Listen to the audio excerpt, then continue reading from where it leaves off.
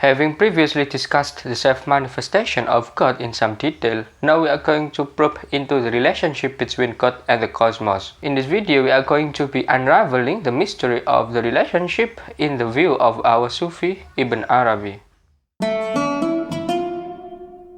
Still related to the self-manifestation of God or Tajalli, the relationship between God and the cosmos can be seen from Ibn Arabi's key concept, that is Al-A'yan Al-Thabita.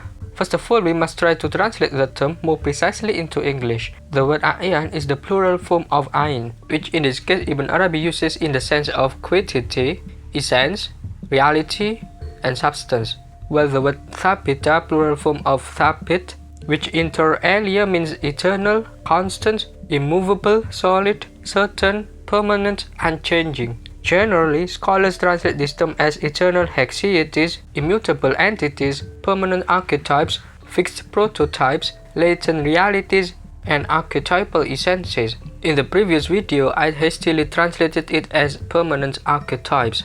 Indeed, the position of A'yan Al-Thabita is quite similar to Plato's theory of ideas, that they are the ideas or forms from which each in the physical world has its ideal model.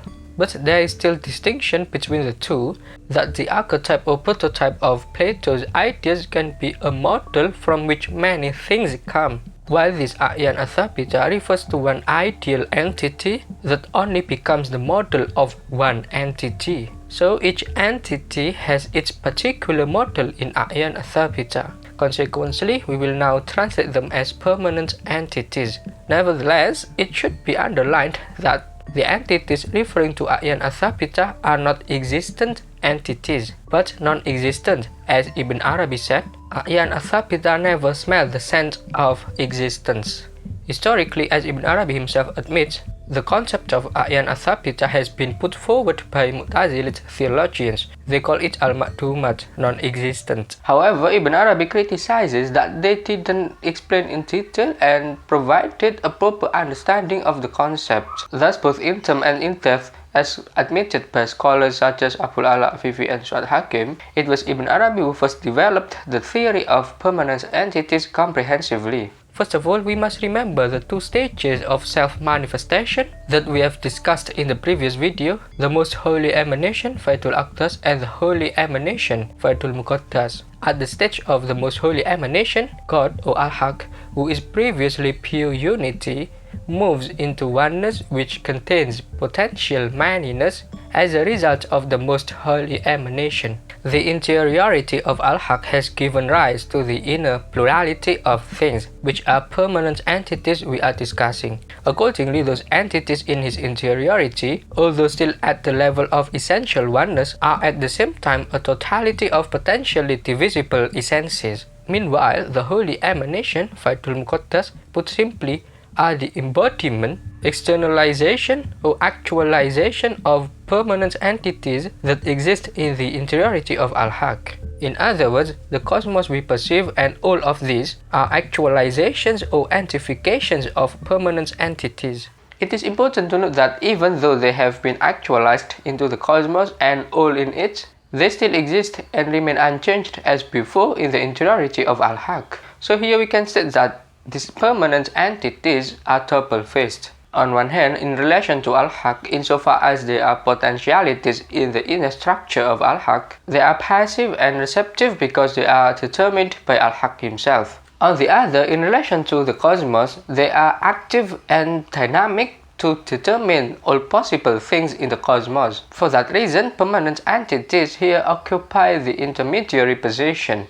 Possible things in the cosmos are none other than Al-Haq itself. Thus, the double-faced permanent entities seem beyond doubt that on the one hand, because they receive their particular existence from Al-Haq, they are essentially determined by Al-Haq, while on the other hand, they positively determine the way Al-Haq works, actualizes, and manifests himself in the cosmos. All the possible things in the cosmos are the actualizations of permanent entities. They as themselves never exist in the cosmos. They remain in the inner structure of Al-Haq. Ibn Arabi writes, the permanent entities are essentially characterized by non-existence. Definitely, they are permanently subsistent, but they remain in the non-existent state. They haven't even smelled the scent of existence or wujud. Thus, they continue to exist in that state, non-existent, regardless of the plurality of forms which they manifest in the existent things.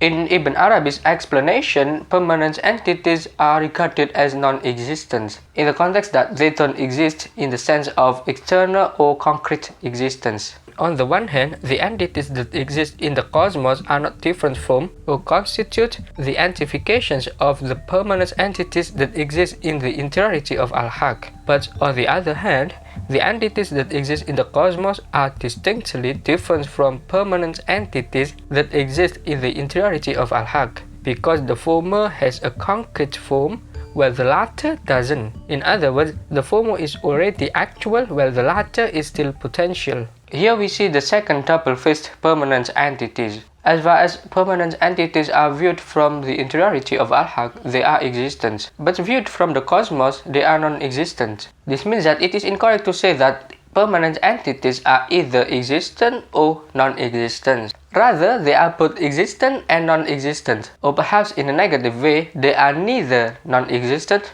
nor existent. We need to quote directly from our Sufi statement to show the next paradoxical double-faced permanent entities. The permanent entities are the roots or ontological foundations of the cosmos, from which this cosmos comes into being. Therefore, the permanent entities are the true nature of all the natures of the universe. They are the essence of universal and intelligible reality subsisting in the mind. They appear as eternal, a parte ante in the eternal, and as temporal in the temporal. So if you consider that the permanent entities are the cosmos, you are right. And if you call them Al-Haq, the eternal, you are also right. But you are also no less correct if you consider that they are neither the cosmos nor Al-Haq, but something different from the two. Regarding this, all these statements are true.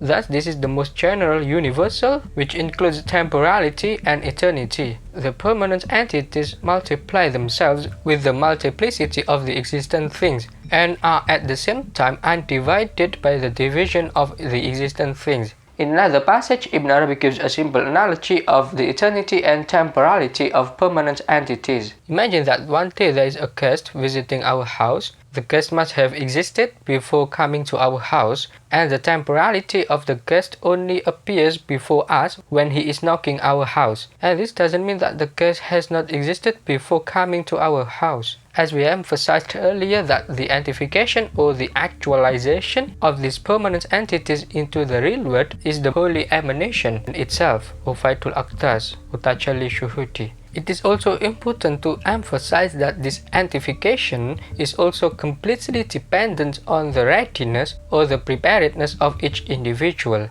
Consequently, the way how each thing that exists in the cosmos receives the existence of Al-Haq is precisely determined by its own preparedness. Even the preparedness is so powerful that Al-Haq himself must follow it, so supreme that Al-Haq cannot subjugate it. In other words, not only does Al-Haq control the cosmos, but in turn, the cosmos also controls Al-Haq. It certainly seems at odds with the idea that God has absolute power to control and determine whatever he wills. Inevitably, Ibn Arabi seems daring to reveal the inner secrets of the structure of the Tajalli itself. According to Ibn Arabi, the self-manifestation of Al-Haq, Tajalli, is actualized in everything in a certain form, exactly in accordance with the demands of permanent entities, which is then manifest in this empirical reality, meaning that every single thing determines its particular existence as required by its own readiness or its own preparedness.